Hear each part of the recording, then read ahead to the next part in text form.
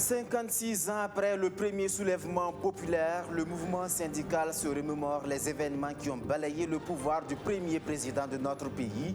Les organisations syndicales, actrices majeures de cette insurrection populaire du 3 janvier 1966, se sont mobilisées autour d'un panel ce mardi. Aujourd'hui, plus qu'hier, l'engagement pour l'amélioration des conditions de vie des travailleurs est resté intact. Ce sont les difficultés actuelles du monde des travailleurs qui les galvanisent.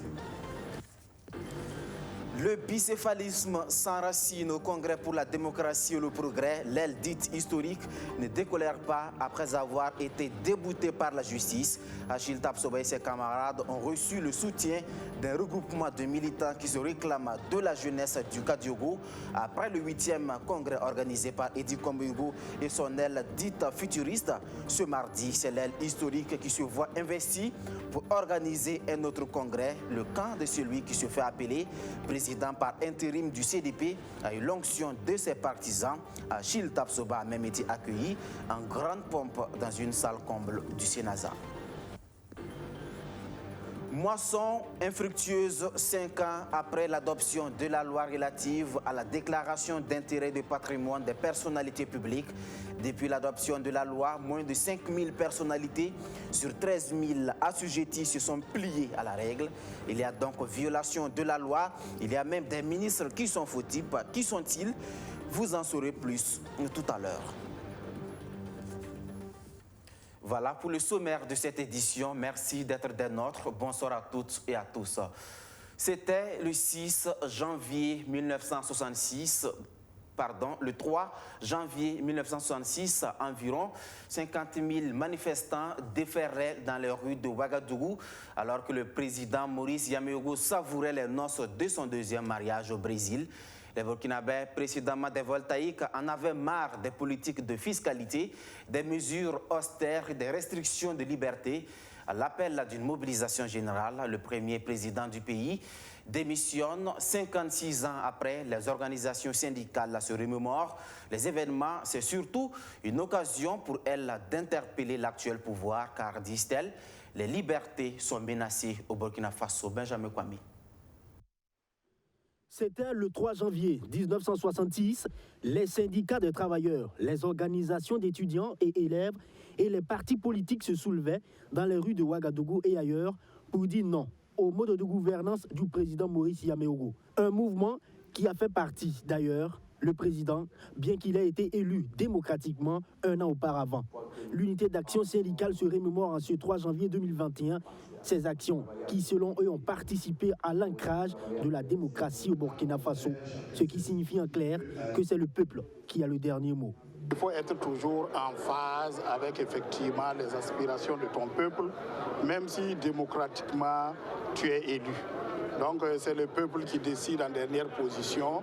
Et de là, nous interpellons effectivement tous les dirigeants à être à l'écoute de leur peuple et surtout des travailleurs. Parlant d'acquis du mouvement syndical, en 56 ans, l'UAS révèle que c'est cette date historique qui a suscité l'insurrection populaire du 30 et 31 octobre 2014. À cela, il faut compter l'augmentation des salaires, le plafonnement de l'assiette de cotisation à la CNSS, et ce n'est pas tout. Les Burkinabés rejettent aujourd'hui l'arbitraire et l'antidémocratique, expliquent les panélistes. Sous les rocs cabourés, il semble que les libertés veulent être encore étouffées. Malheureusement, on a l'impression que les dirigeants n'ont jamais tiré vraiment des leçons de ce qui s'est passé en 1966. Et aujourd'hui, il y a une grande question qui se pose. Nous avons appelé le gouvernement, par exemple, que ce qui s'est passé en 2015 avec le coup d'État du général Guéniéré, si le mouvement syndical n'avait pas mis ses forces dedans, comme nous l'avons dit aux membres du gouvernement, là, certains d'entre eux seraient soit hors du pays si on ne les avait pas fait. Donc c'est-à-dire que le mouvement syndical était là. Et voilà pourquoi nous avons appelé que la question des espaces de liberté que le mouvement syndical peut exiger là, c'est en faveur de tout le monde. L'unité d'action syndicale face aux travailleurs reconnaît qu'il y a beaucoup à parfaire au sein de l'unité, notamment sur les divergences idéologiques, mais appelle le président du Faso à prendre des décisions courageuses comme dans l'achat des armes pour lutter contre le terrorisme sans passer par la France et redonner ainsi la véritable indépendance au Burkina Faso. Voici un autre adepte de la révolution populaire, une révolution qui devrait aboutir sur le principe des États-Unis d'Afrique, une Afrique unie, une Afrique où il n'existe qu'un seul passeport, une Afrique où la formation académique est en adéquation avec les besoins des peuples. La révolution patriotique et panafricaine est portée par le Malien El Hadj Mohamed Bamba. Il est en campagne sur le continent africain pour solliciter l'adhésion des politiques et des chefs de communauté pour la réalisation de son rêve. Après le Ghana et l'Afrique du Sud, entre autres, c'est au tour du Burkina Faso de recevoir le leader du RPP, Archmed Boy. Les Royaumes-Unis d'Afrique, c'est la vision que veut réaliser la révolution patriotique et panafricaine. Son guide et médiateur dit faire le tour du continent pour rencontrer les autorités politiques et coutumières en vue de solliciter leur adhésion à ce projet. Et pour la mise en place de cette unité africaine, ce mouvement panafricaniste a pensé à tout. Tout d'abord, l'identité. Le fait que l'Afrique est une nation, donc nous devrons avoir une nationalité africaine. Et avec une nationalité africaine, nous devons avoir un passeport africain pour assurer la libre circulation des personnes et leurs biens sur toute l'étendue du territoire africain. Ensuite, l'éducation des masses. L'éducation, il faut jumeler avec la culture. En Afrique, nous ne sommes pas formés en fonction du besoin. Alors, on devrait être formés en fonction du besoin. Aujourd'hui, ce n'est pas une éducation de quantité que nous voulons, mais une éducation de qualité. Et enfin, le développement économique. Là, c'est en incitant les uns et les autres, c'est-à-dire les acteurs africains au développement, les investisseurs africains de la diaspora, les intellectuels, les scientifiques et les techniciens africains de la diaspora, d'investir et de s'intéresser au développement de la nation africaine. Pour la concrétisation de cette vision, cette organisation a initié le concept baptisé la case BG, une cellule d'appui, de suivi et d'évaluation pour la bonne gouvernance. En tournée au Burkina Faso frappé par des attaques terroristes, le guide et médiateur de la révolution patriotique et panafricaine appelle les Burkinabés à l'union pour vaincre la menace. En politique, toujours au Congrès pour la démocratie et le progrès, c'est toujours la déchirure interne. L'aile dite historique ne lâche pas du lest en dépit de la victoire judiciaire du camp Edi Komboyogo et de l'organisation du dernier congrès du parti. Un congrès rejeté d'ailleurs en bloc à Chiltapsoba vient justement de bénéficier de l'onction d'une partie des jeunes et des députés du Kadiogo. Ils exhortent celui qui se fait appeler le président par intérim du CDP d'organiser un autre congrès. Maxime Ilboudou. Achille Tapsoba, du Congrès pour la démocratie et le progrès CDP, accueilli en triomphe dans une salle comble du Sénasa au cours de cette assemblée générale des jeunes sections Kadiogo du parti.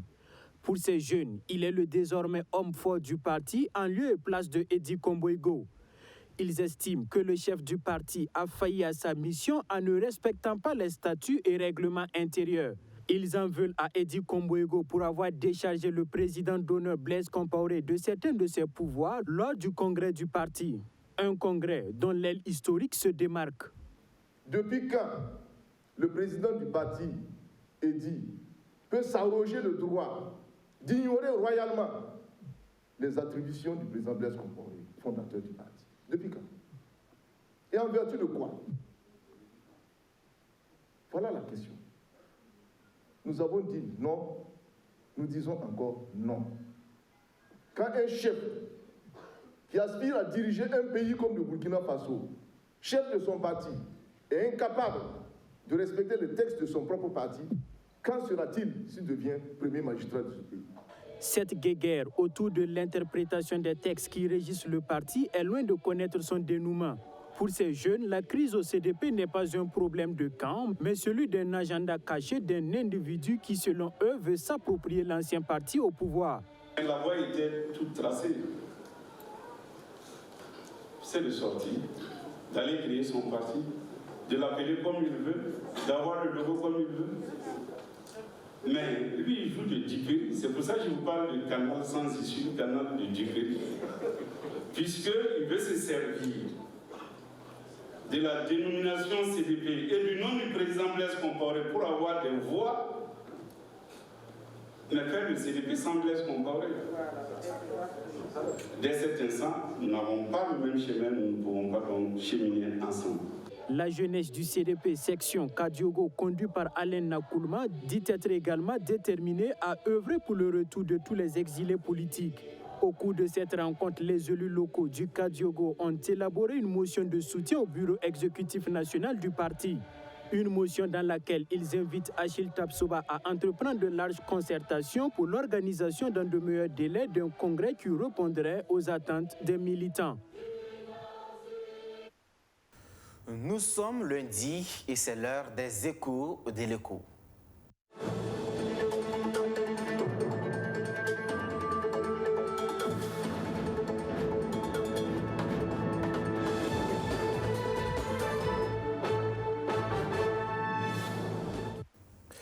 C'est une loi qu'il exige depuis 2015. Un certain nombre de personnalités publiques ont l'obligation de déclarer leur patrimoine en début de fonction et à la fin.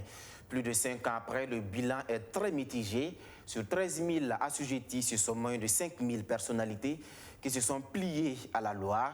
Et les premiers à la violer sont ceux qui l'ont votée, c'est-à-dire les députés sous la transition. Archimède Boy, explication.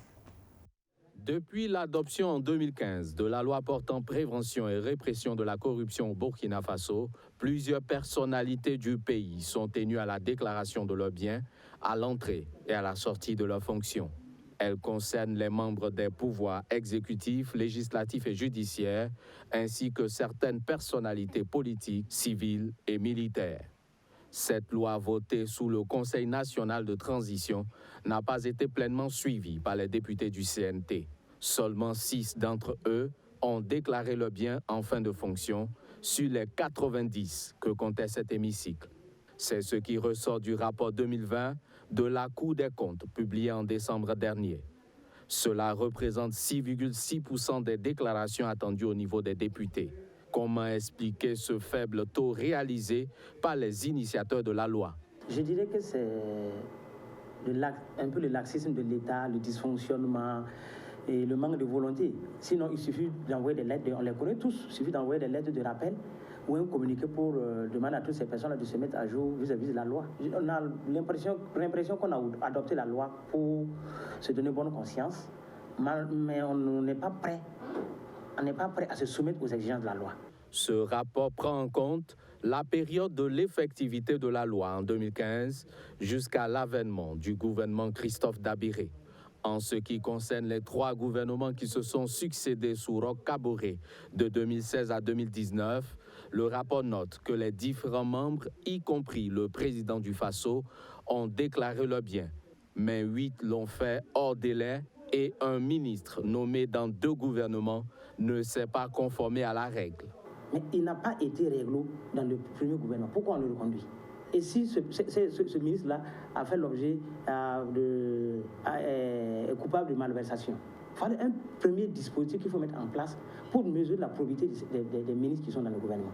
Que prévoit donc la loi en cas de non-conformité à cette disposition relative à la déclaration d'intérêt et de patrimoine? La loi 04 dit une personne prise en flagrant délit paie une partie de son salaire. Une personne que 1/3 de son salaire et la personne fait l'objet de poursuites judiciaires. Donc aujourd'hui, l'audit de la Cour des comptes a mis l'accent sur un dispositif de la SE qui n'est pas fonctionnel à 100%. Pour que ce dispositif ait un effet concret et palpable, l'autorité supérieure de contrôle d'État et de lutte contre la corruption devrait commencer par vérifier l'exactitude des biens déclarés.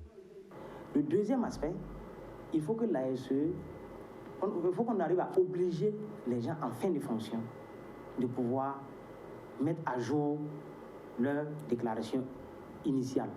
Si ce n'est pas fait, on ne pourra pas mesurer l'écart.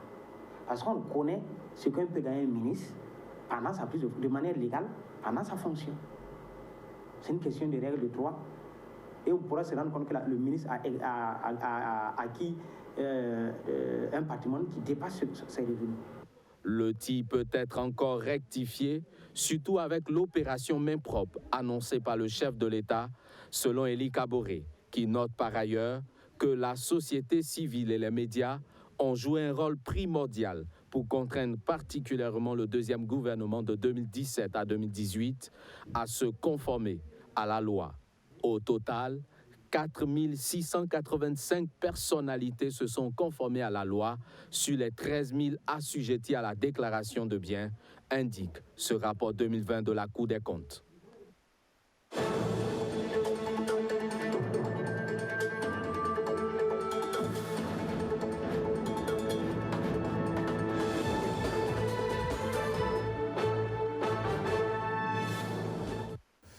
Tout autre chose à présent avec cette volonté du gouvernement de prendre en main l'incivisme en milieu scolaire. Le phénomène a atteint son paroxysme l'année scolaire passée. Séquestration d'administrateurs, saccage de biens, perturbation des cours.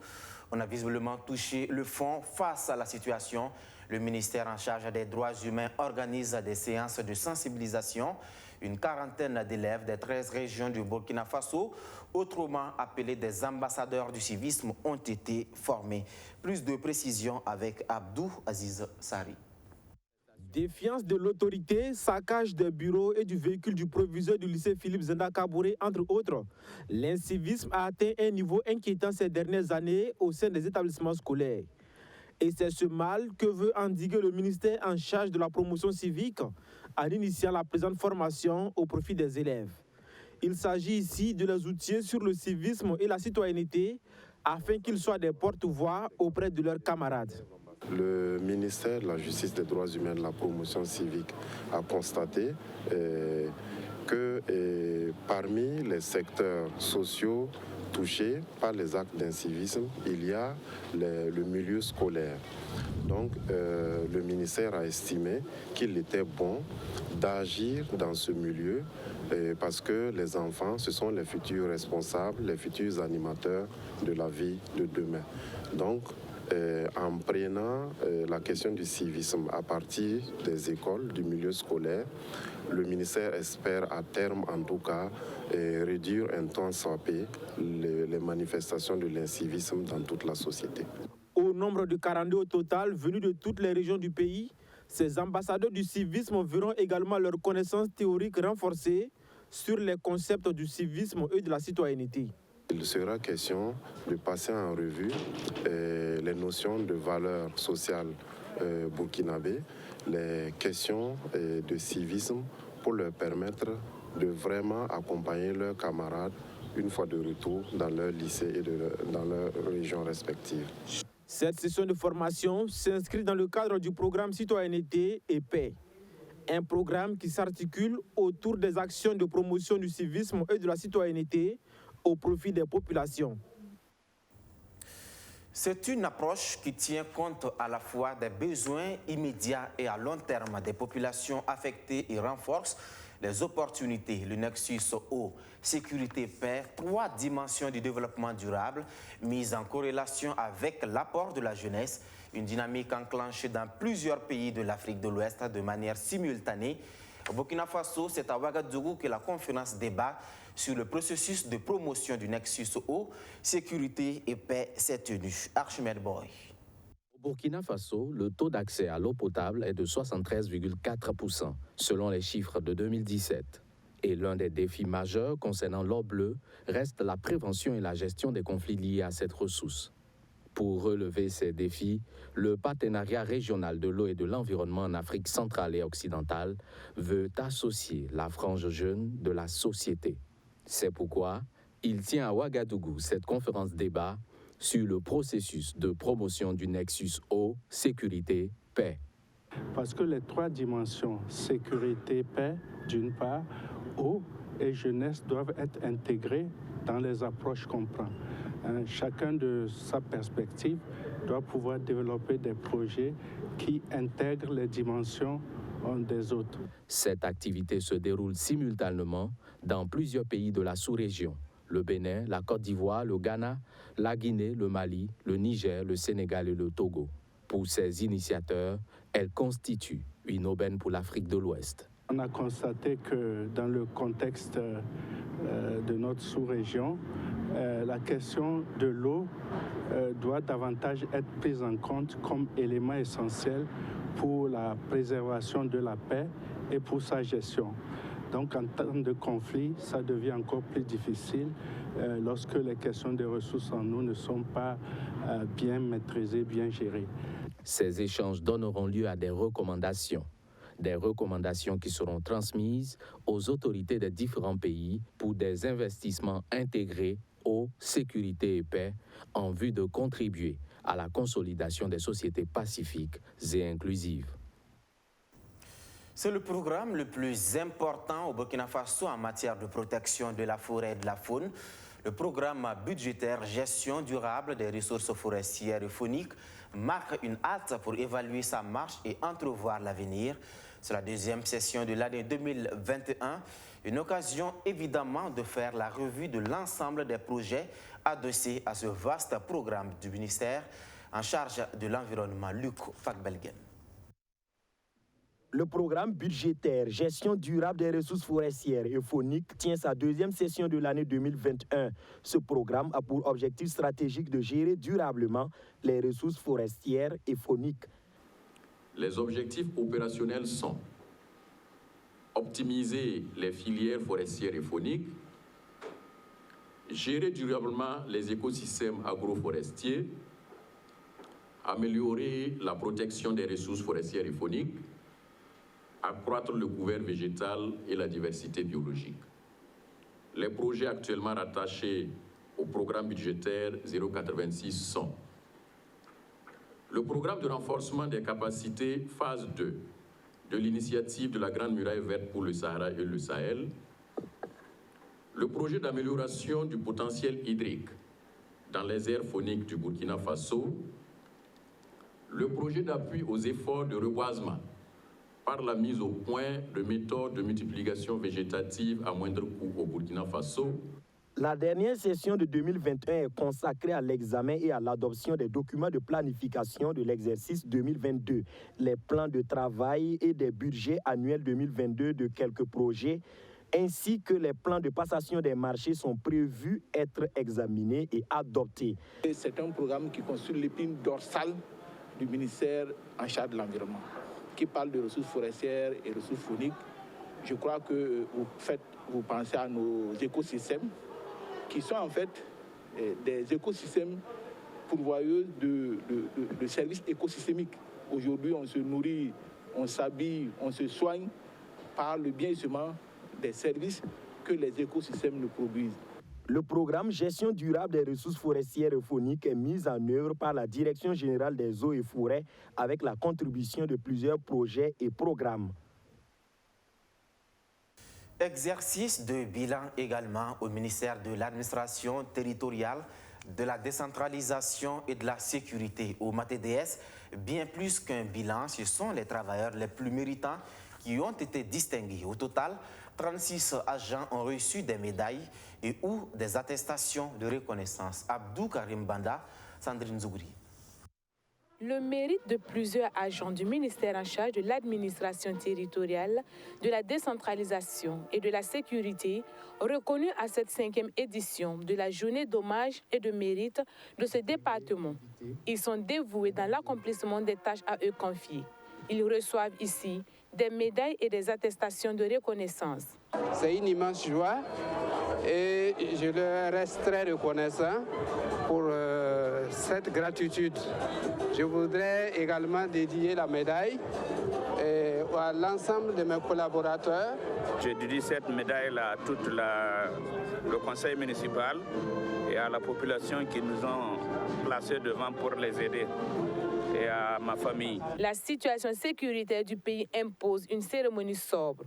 Pour le ministre Maxime Koné, elle revêt un sens important au regard de l'engagement de ses agents à venir à bout de l'ennemi. Il était aussi tout à fait normal qu'à ces occasions, la nation puisse reconnaître le mérite des agents qui se sont distingués et surtout ceux qui, pendant des années, ont donné tout leur engagement pour remplir leurs devoirs au profit de la nation. Au total, ce sont 36 médailles distinctives composées de médailles d'honneur des collectivités locales et des médailles de l'ordre de mérite de l'administration et du travail qui ont été attribuées. À cela, il faut ajouter des attestations de reconnaissance remises aux retraités.